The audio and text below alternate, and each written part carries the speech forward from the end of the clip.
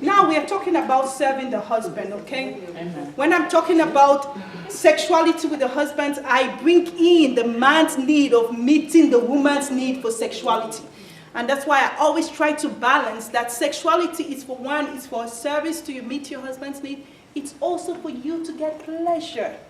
There is only, the woman is the only one that was made with one organ that does not have any other purpose but for sexual pleasure. The man's sexual organ has another purpose. You know he uses it for something else, right? You don't know that? Exactly. Why are people looking at me like I'm talking nonsense?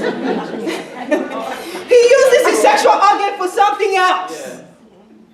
But there is an organ in a woman's body, the clitoris, has no other function but for pleasure. No other. God made the woman to have an organ that is.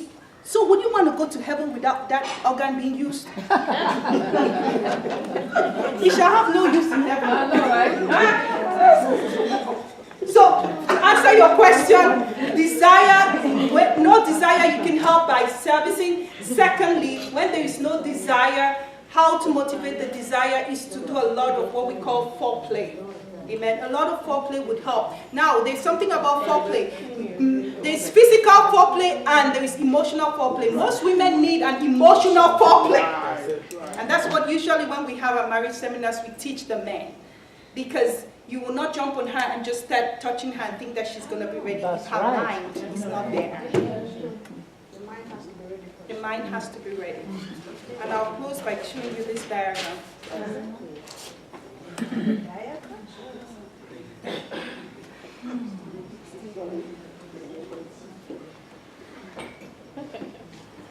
You know, there's a saying that there are older frustrated women and younger frustrated men, because in the younger age, the woman is so busy with her children. We get so emotionally attached to our children, especially when we're bringing them up, and we're not interested in sex. It's like there's just no time, no desire. The baby's touching you every time. You don't want nobody touching you anymore in the night. You've had enough touches. But don't frustrate your man during those years, because in the older years, when the children are all gone, then your desire rises up. He's knocked out by your rejection. He has no more desire. It's been found that men become impotent faster who have been denied sex in a consecutive way.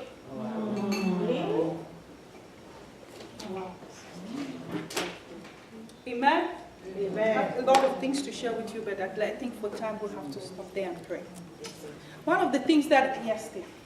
I had just something came to my heart. You talked about appetites.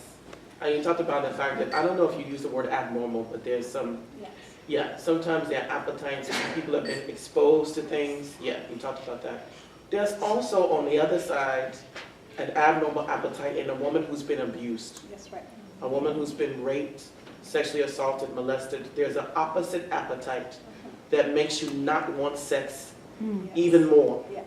Those are things that I just want to say that we should get help with them. Yeah. Because they can impact our marriages. That's right. There are a lot of pastors' wives who they don't want sex, not because they don't love their husbands, but because there's an issue in the past that has not allowed them to be able to enjoy sex. And those are things that I would just beseech us. We need to get help. Absolutely. That was one of the reasons of lack of desire is previous abuse. Previous abuse, very, very significant. I would minister to a pastor's wife, and she was telling me, you know, hearing you, I just got delivered because I understood where my problem was coming from. I was raped before, and as soon as we got married, I just saw my husband as this aggressor. It was one more time a replay, and I avoided him. And the consequence of avoiding him was not good. Undesirable consequences. Yes, undesirable consequences. She said, if I knew this I had before, I would have sought help. But right there, she was delivered and set free. Another thing is that women who have gone through a very domineering father or a domineering man in their lives usually would avoid the sexual act, because one more time, a man is on top of you and all they see is he's going to press me down again. Yeah. We've had, minister to women who, it was not rape. It's just because they had a verbally abusive parent. And what they see in their man is another abusive man, verbally. It's not rape. And therefore they avoid the sexual act, because they are in the sexual act, you become naked. And when the Bible says naked and not ashamed, it means that everything inside you comes out. And that's why people avoid the sexual act. They want to stay covered. I'm not ready to deal with this issue. You have bitterness in your heart against your husband. You're not ready to deal with it. That's why you're avoiding the sexual act. There are things that we have not talked through, and I'm not in agreement with you about this. I cover myself. You don't touch me.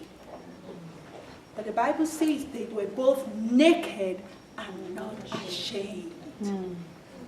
The greatest union we can give to our husbands is this ability to bring them to the place where they are naked and not ashamed. It is a strange combination. Naked means that my whole being, my shortcomings, my weaknesses come before you, but you don't reduce me in your eyes. You uphold me. You love me. Your love upholds me so that I don't feel less than a person. The most dangerous thing that you can do to your husband is that when he approaches you, especially when he is so ready, and you know what I'm talking about, and you say no. He feels like he is very ashamed. He would want to run and hide himself. It's very, very demeaning to his self-esteem. I'm not talking about physically now. It is his self-esteem. I gathered the boldness to unveil my nakedness before you. My nakedness of I need you now. Please, these 3 million things, they have just landed. They have just landed on my head. I need help.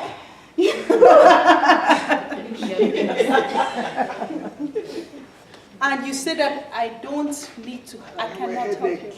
I have a headache. And he's dealing with 3 million things. And you have headache. Praise the Lord, yes and yes. Some of the things that has caused limitation is because of the way when we're growing up. Take it again, please. Girls don't enjoy it. Girls don't enjoy sex. It's mainly for the man. And one of the things I was preparing for interview lately for management level or top management level. And if you notice in CEOs, most of them are married women. And one of the things that came out is if you are not married, there are some jobs you cannot get. Because sex has a lot. I was reading it that sex, statistics says women who are married and happily married tend to do better as CEOs. Because they are sexually satisfied. So it's not just satisfying yourself, your husband, you are helping yourself. And I've noticed it personally. It helps me to think. Sometimes I tell my husband, if you don't want it, I want it. Because it helps me. Yeah. Good job, come on.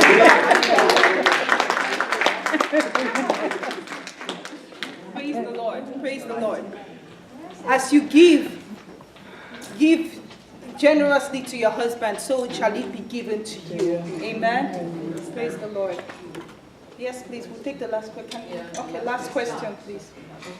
So we've talked a lot about the headache, but the truth is that many times you're not feeling at your best, So how do you draw the line between where you said earlier, just do it to meet his need, but then you don't want to always be in that place where it's always just for him, because you also want to experience that pleasure.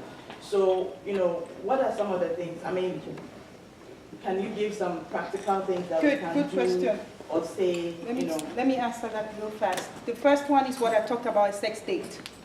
Okay? If you set a sex date 2 days a week or whatever, you say, I will be ready. Now, I advise people, you can have a date where it's his date and a date, her date. His date means that I'm meeting your needs on this day. On Monday, it's anytime you want, how you want it, whenever you want it. On Tuesday, it's my date. It means that I get ready psychologically. I ask God for the grace. So it's no longer on my mind that he's not, I psychologically, because for a woman, it first starts with us. our minds getting ready at the beginning of the day, saying that I want to enjoy this, Lord. Even if you need to pray, pray. You know, receive the grace. And one good thing that you need to do, if you don't, you don't feel like, go and exercise. Exercise is something that stimulates the sexual desire very greatly. You know, yes, exercise, because what happens is that it increases the blood flow. When there's little blood flow around, this desire is also less. So you get ready. So I don't know if I answered your question, but that can help very greatly when you decide that today is the day when I'm going to get in pleasure, and you agree with your husband. He has to set the mood. It takes as long as it takes for me to get to orgasm, your husband is ready. And when it's his day, you're also getting ready just to deliver. It's a quickie, it's a 5-minute thing, and it's done. The other day, you're taking 30 minutes or 35 minutes, depending. So usually that works for most people. God bless you. I hope you enjoy this time. Yeah. So can we pray? Can we stand up and pray? Amen.